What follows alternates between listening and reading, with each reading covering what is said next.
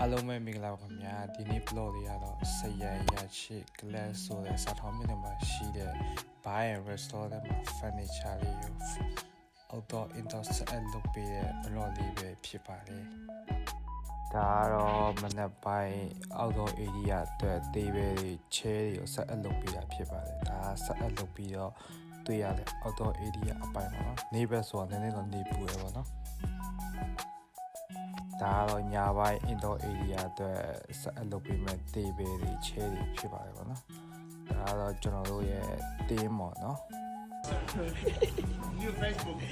ဒါကတော့အလုပ်သားစူးစမ်းတဲ့ guest တာပါဒါ indoor area တဲ့ fine dining room ပေါ့နော် PC အားလုံးဆက်အလုပ်ပေးပြီးသွားတဲ့အပိုင်းတွေဖြစ်ပါတယ်ပေါ့အထက်ကပို့ပြီးတော့ဒါလာတယ်